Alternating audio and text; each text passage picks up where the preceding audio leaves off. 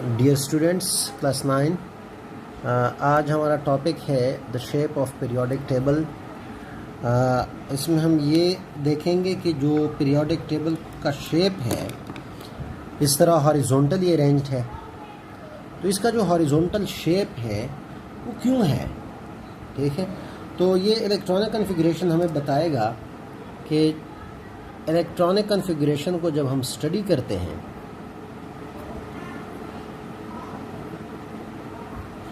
तो उसमें हम देखते हैं जब कोई शेल कंप्लीट होता है तो साथ पीरियड भी कंप्लीट हो जाता है, ठीक है। In electronic configuration when a shell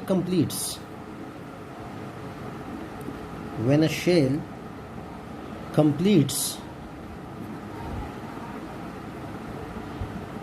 a period also ends up, ठीक है। तो पीरियड भी ख़त्म हो जाता है, a period also ends up। तो जब हम स्टडी करते हैं डिफरेंट शेल्स में इलेक्ट्रॉन फील करते हैं, फॉर एग्जांपल आपके पास है हाइड्रोजन, हम इसकी बात करते हैं। हाइड्रोजन के पास एक शेल है, उसमें एक इलेक्ट्रॉन है क्योंकि उसका एटॉमिक नंबर 1 है। हीलियम के पास भी एक शेल है और दोनों इलेक्ट्रॉन उसके एक ही शेल में आ जाते हैं। तो ये एक पीरियड है, ठीक है। एक पीरियड के अंदर जितने भी एलिमेंट्स हैं उनका एक शेल होता है, वो अंडर कंप्लीशन होता है, ठीक है। अब देखिए हाइड्रोजन और हीलियम का पहला शेल है, ये अंडर कंप्लीशन है। जो ही पहला शेल कंप्लीट हो गया हमें आगे दूसरा पीरियड हमने स्टार्ट किया तो अगला पीरियड स्टार्ट होगा, यानी ये शेल नंबर 1 था तो ये पीरियड नंबर 1 है, पीरियड 1। जब शेल 1 कंप्लीट हुआ तो पीरियड 1 भी कंप्लीट हुआ। पहले शेल में 2 इलेक्ट्रॉन आ सकते हैं, आगे मज़ीद इलेक्ट्रॉन आ नहीं सकते, तो हमें आगे पीरियड 2 में आना पड़ रहा है, पीरियड नंबर 2। लिथियम है, लिथियम के पास 3 इलेक्ट्रॉन है, पहले शेल में 2 और दूसरे में 1, यानी दूसरा शेल स्टार्ट हुआ, दूसरा पीरियड भी स्टार्ट हुआ। अब ये आगे हम चलते जाएंगे। लिथियम के बाद बेरिलियम है, बेरिलियम के पास 4 इलेक्ट्रॉन है, पहले शेल में 2 और दूसरे में 2, 4 है टोटल। इस तरह अब दूसरा शेल कंप्लीट होना शुरू हो जाएगा। अब तीसरा इलेक्ट्रॉन आएगा, बोरान में 5 इलेक्ट्रॉन है, पहले में 2 दूसरे में 3। इस तरह हम आगे बढ़ते जाएंगे, आखिर में हमारे पास आ जाएगा बिल्कुल लास्ट जो एंड पे है वो है नियॉन। नियॉन के पास 10 इलेक्ट्रॉन्स है, पहले शेल में 2 और दूसरे में 8, तो ये 10 इलेक्ट्रॉन पूरे हो गए। अब 10 इलेक्ट्रॉन पूरे हो गए, इसका मतलब है दूसरा शेल पूरा हुआ, क्योंकि दूसरे शेल में 8 इलेक्ट्रॉन आ सकते हैं, 8 इलेक्ट्रॉन आ गए। अब अगला इलेक्ट्रॉन इसमें नहीं आ सकता, 9th इलेक्ट्रॉन इसमें नहीं आ सकता, उसके लिए आपको तीसरा शेल ड्रा करना पड़ेगा। तो देखिए पीरियड नंबर 2 ख़त्म हो जाता है नियॉन के ऊपर। पीरियड नंबर 2 का मतलब ये रिफ्लेक्ट करता है shell number 2। The shell number of an element reflects its period number, ठीक है। तो नियॉन पे जो है दूसरा शेल कंप्लीट हो गया और उसके साथ दूसरा पीरियड भी इख्तिताम पजीर हुआ। अब तीसरा पीरियड स्टार्ट होगा, पीरियड नंबर 3, क्योंकि तीसरा शेल स्टार्ट हुआ। नियॉन के बाद सोडियम है, सोडियम के पास 11 इलेक्ट्रॉन्स हैं, 2 पहले शेल में और 8 दूसरे शेल में, और ये 10 हो गए। 11वां इलेक्ट्रॉन जो है वो तीसरे शेल में आ जाएगा। सोडियम के पास 3 शेल हैं, इसलिए ये 3rd पीरियड से बिलोंग करता है। अगर किसी एलिमेंट के एटम्स में 5 शेल्स हैं तो वो ग्रुप 5 से बिलोंग करता है। तो सोडियम के पास 3 शेल हैं, पीरियड 3 से बिलोंग करता है। अब तीसरे शेल में 1 इलेक्ट्रॉन है, यस। इसके बाद बेरिलियम आएगा, उसके पास 12 इलेक्ट्रॉन है, तो 12वां इलेक्ट्रॉन भी तीसरे शेल में दाखिल होगा, फिर तीसरे शेल में 2 आ जाएंगे इलेक्ट्रॉन। इस तरह आगे एल्यूमिनियम आता है, एल्यूमिनियम के तीसरे शेल में 3 इलेक्ट्रॉन आएंगे क्योंकि वो 3rd ग्रुप से बिलोंग करता है, ठीक है।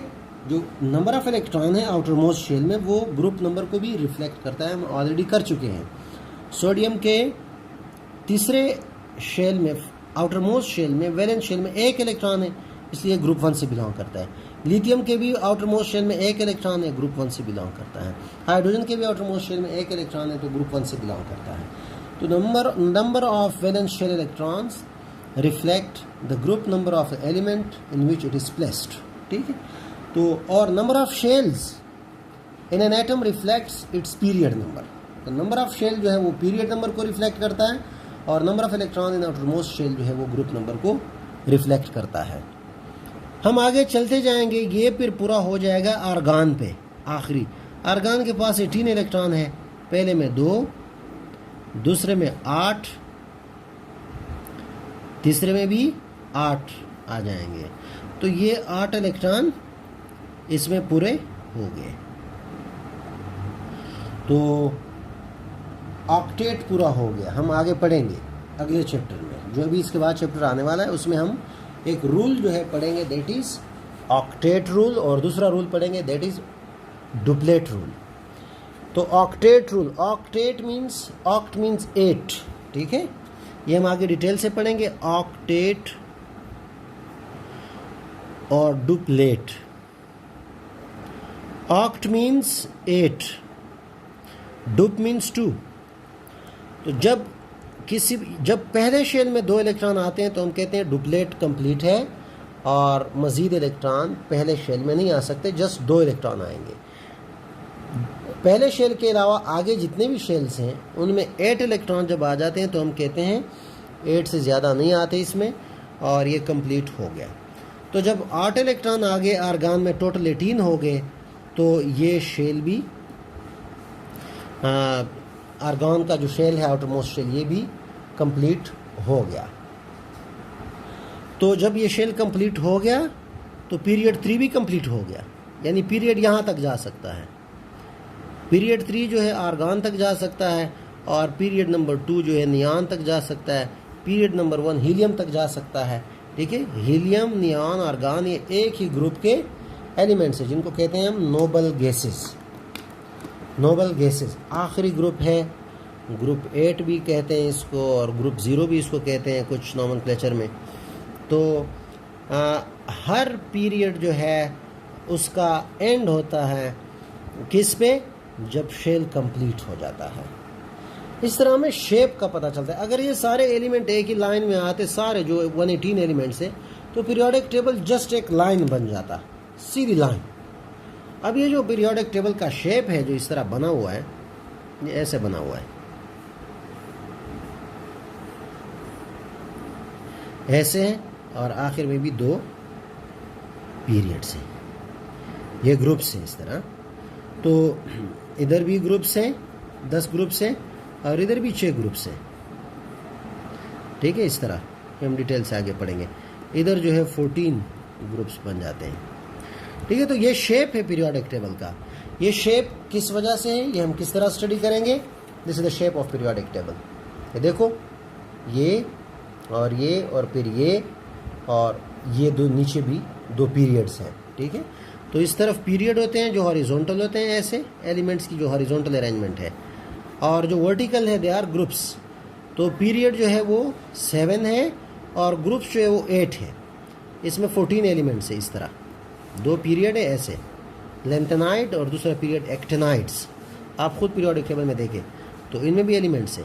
तो ये जो शेप पीरियोडिक टेबल का बनता है, this is governed by the filling of different shells in elements. Okay, तो किसी पीरियोडिक टेबल में एक पीरियड कहाँ तक एक्सटेंड करता है, आखिर तक, जहाँ शेल कंप्लीट हो जाता है वहाँ तक पीरियड जो है ना वो हम बना लेते हैं।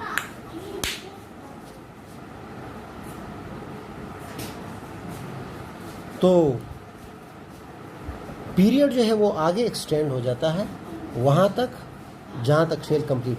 जब शेल कंप्लीट हो जाता है तो पीरियड ख़त्म हो जाता है, उसके बाद जो है दूसरा पीरियड शुरू हो जाता है। So this was about the shape of periodic table. Periodic table का शेप किस तरह है। अगला है हमारा टॉपिक है periodicity of properties. Periodicity of properties. Properties of what? Of elements.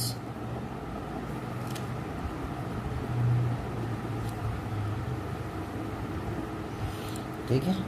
Periodicity का मतलब है repetition after regular interval. तो एक्चुअली व्हाट हैपन्स, रिपीटिशन होती है, repetition of properties after regular interval. Interval का मतलब है गैप, खास गैप्स और डिस्टेंस के बाद एलिमेंट्स की प्रॉपर्टीज रिपीट होती है. Repetition means similarity. रिपीट होना मीन्स सिमिलर होना. तो ये सिमिलरिटी सेंस में यूज होता है. एलिमेंट्स की प्रॉपर्टीज एक खास इंटरवल के बाद रिपीट होती है और इसको कहते हैं पीरियोडिसिटी. बार बार सिमिलर हो जाना आफ्टर सम स्पेसिफिक इंटरवल, सम रेगुलर इंटरवल और रेगुलर गैप. अब यहां पे दो चीजें हैं.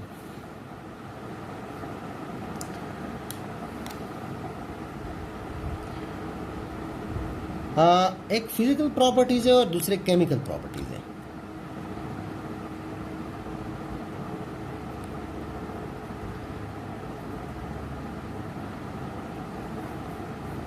ये हम अलग अलग स्टडी करेंगे. Chemical properties.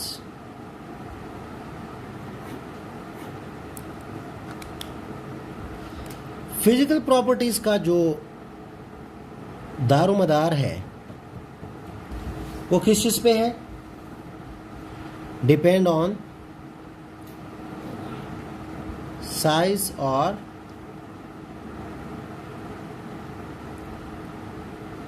मास. याद रखो, फिजिकल प्रॉपर्टीज का जो दारोमदार है वो साइज पे होता है और मास पे होता है. ठीक है. So as we know that atomic masses, mass से मुराद है atomic masses of elements change along periods and groups.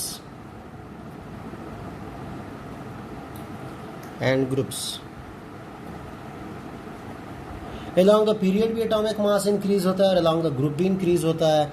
तो physical properties change along periods and along groups. For example, हम एक एग्जाम्पल लेते हैं जनरल. जब हम डाउन द ग्रुप आते हैं, एक फैमिली है ग्रुप नंबर 7, फैमिली नंबर 7, जिनको कहते हैं हम हैलोजन्स. आप पीरियोडिक टेबल में देख सकते हैं फ्लोरीन, क्लोरीन, ब्रोमीन, आयोडीन. तो जब हम डाउनवर्ड आते हैं तो साइज बढ़ जाता है क्योंकि शेल बढ़ जाते हैं. फ्लोरीन के पास 2 शेल्स हैं, क्लोरीन के पास 3 शेल्स हैं, ब्रोमीन के पास 4 है, आयोडीन के पास 5 है, एंड सो ऑन. तो साइज बढ़ रहा है, एटम्स का साइज बढ़ रहा है. जब साइज बढ़ रहा है तो जो इंटर पार्टिकल या इंटर मॉलिक्यूलर फोर्सेस है, आगे हम पढ़ेंगे, वो इंक्रीज होंगे. जब वो इंक्रीज होंगे तो मेल्टिंग पॉइंट्स, बॉइलिंग पॉइंट्स भी बढ़ेंगे. ऊपर फ्लोरीन, क्लोरीन सबसे ऊपर है, वो गैसेस हैं. नीचे जो है वो ब्रोमीन है, वो लिक्विड है. और उसे नीचे आयोडीन है, वो सॉलिड है. तो यानी डाउनवर्ड जो है ना, फिजिकल प्रॉपर्टीज चेंज हो रही है. बॉइलिंग पॉइंट, मेल्टिंग पॉइंट, ये फिजिकल प्रॉपर्टीज है, ये इंक्रीज हो रही है.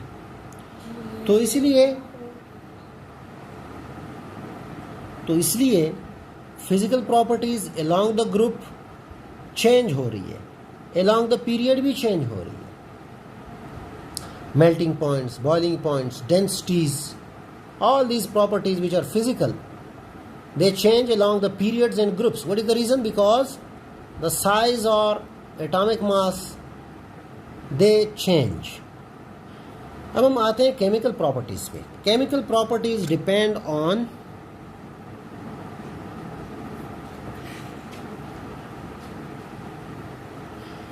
Number of outermost shell electron. Outermost shell का दूसरा नाम है वैलेंस शेल. तो वैलेंस शेल या आउटरमोस्ट शेल इलेक्ट्रॉन्स की तादाद पे डिपेंड करता है केमिकल प्रॉपर्टीज. तो along periods chemical properties change. A long group remains same. Yes, similar. Chemical properties are similar in elements along a group. क्यों? क्योंकि along a group जो number of outermost shell electrons हैं वो change नहीं हो रहे हैं. ग्रुप 1 पे आए जिनको कहते हैं हम अल्कली मेटल्स. अल्कली मेटल्स के सारे केमिकल प्रॉपर्टीज एक जैसे हैं क्योंकि उनके आउटरमोस्ट शेल में जो इलेक्ट्रॉन है वो 1 है. The group number of elements show the group number of elements reflect the number of electrons in the outermost shell of elements of the same family.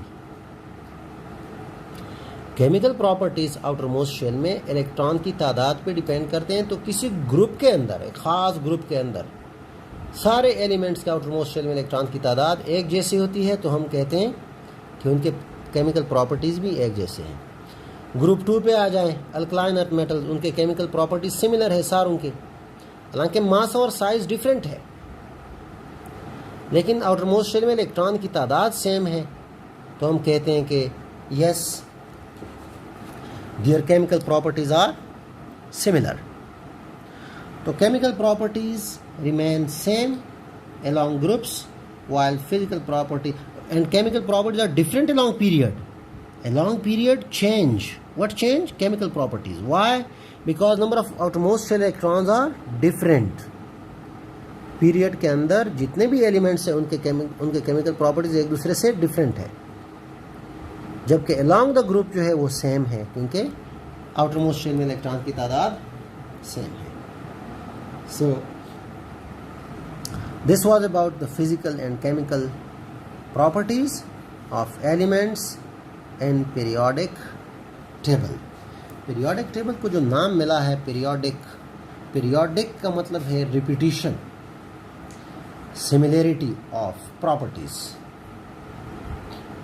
ठीक, तो similarities या repetition होती है एक ख़ास वक्फे के बाद, उसके बाद फिर आगे डिफरेंट हो जाती है, फिर एक ख़ास वक्फे के बाद फिर सिमिलर प्रॉपर्टीज़ बन जाती हैं, और जिन एलिमेंट्स की प्रॉपर्टीज सिमिलर हो जाती हैं वो एक ग्रुप में आ जाते हैं, उनका ग्रुप नंबर सेम हो जाता है. So the shape of periodic table, periodicity of properties etcetera. Electronic configuration बहुत इंपॉर्टेंट रोल प्ले कर रहा है, इसलिए इनको समझना बड़ा ज़रूरी है. इससे पहले जो हमने टॉपिक पढ़ा था वो इलेक्ट्रॉनिक कन्फिगरेशन का था, और उसमें ये था कि हमने इलेक्ट्रॉनिक कन्फिगरेशन के बेस पे हमने पोजीशन ऑफ एलिमेंट्स डिटरमिन किया था, और इसी तरह पोजीशन ऑफ एलिमेंट्स से हमने इलेक्ट्रॉनिक कन्फिगरेशन निकाला था. बिकॉज पोजीशन ऑफ एलिमेंट से मुराद है कि किस ग्रुप और किस पीरियड से बिलोंग करता है. तो पोजीशन ऑफ एलिमेंट और इलेक्ट्रॉनिक कन्फिगरेशन ऑफ एलिमेंट्स ये दोनों बहुत ज़्यादा गहरा ताल्लुक़ रखते हैं एक दूसरे के साथ. So they must be understood by the students must understand these topics completely. उसके बाद एक स्टूडेंट इस काबिल होगा कि भाई ये शेप ऑफ पीरियोडिक टेबल क्यों इस तरह है. क्योंकि स्टूडेंट को आउटर मोस्ट शेल में इलेक्ट्रॉन का पता चल जाएगा, कितने इलेक्ट्रॉन आ सकते हैं, और एक शेल कब कंप्लीट होता है। तो वो जब कंप्लीट होता है तो उसके बाद नया पीरियड शुरू हो जाता है। तो the end of the completion of a shell reflects the end of a period, and the filling or the start of a shell reflects the start of a period. Okay, when the filling of a shell starts, it means a new period starts. तो इस principal के तहत periodic table का shape बनता है। So this are also very important. मैंने एक rough सा जो है इसका शेप ड्रा किया हुआ है पीरियोडिक टेबल का। ये पहला ग्रुप है, ये दूसरा ग्रुप है पुराने टाइम टेबल के मुताबिक, ये तीसरा, चौथा, पांचवा ग्रुप, छठा, सातवां, आठवां ग्रुप जो है इसमें नोबल गैसेस हैं। जो सातवां ग्रुप है उसमें हैलोजन्स हैं। ये जो ग्रुप है तीसरे ग्रुप और दूसरे ग्रुप के दरमियान ये जो 10 एलिमेंट्स आते, 10 ग्रुप्स आते हैं, ठीक है। फॉर एग्जांपल 1 ग्रुप, 2, 3, 4, 5, 6, 7, 8, 9, 10 रफली मैं ड्रा कर रहा हूँ। 1, 2, 3, 4, 5, 6, 7, 6 वो छोटा हो गया, 7, 8, 9, 10 रफली। तो ये 10 ग्रुप्स हैं। ये क्या है? ये ट्रांजिशन एलिमेंट्स हैं। ये नीचे जो है ना, नीचे ये 2 अलग पीरियड्स हैं ये, तो ये भी ट्रांजिशन में आते हैं। ये पहले 2 ग्रुप्स और ये नॉर्मल या रिप्रेजेंटेटिव एलिमेंट्स में आते हैं, और ये ए ग्रुप है, ये ए ग्रुप है, सब ग्रुप ए, और ये बी ग्रुप है, दे आर ट्रांजिशन एलिमेंट्स, ठीक है। तो हाँ, these are also very important. एक रफ सा स्केच आपके जहन में होना चाहिए। अगला हमारा टॉपिक होगा वो कुछ प्रॉपर्टीज़ हैं। For example shielding effect, atomic size, ionisation energy, electron affinity and electronegativity. 5 properties हैं। ये हम पढ़ेंगे कि इनको क्या होता है अलोंग द पीरियड और अलोंग द ग्रुप। तो इनका जो इनमें वेरिएशन है, और इसी तरह अलोंग द पीरियड भी और अलोंग द ग्रुप जो भी वेरिएशंस हैं उनका डिपेंडेंस किस चीज़ के ऊपर है, वो किस चीज़ के ऊपर डिपेंड करते हैं, ये चीज़ें हम फिर साथ साथ करेंगे। तो this was enough for today. जो अगला लेक्चर होगा उसमें हम बाकी 5 प्रॉपर्टीज़ पढ़ेंगे। So wish you good luck and try to understand. If you have any question, I will be here to answer the questions in the Zoom session coming on the coming Monday. Okay, wish you good luck.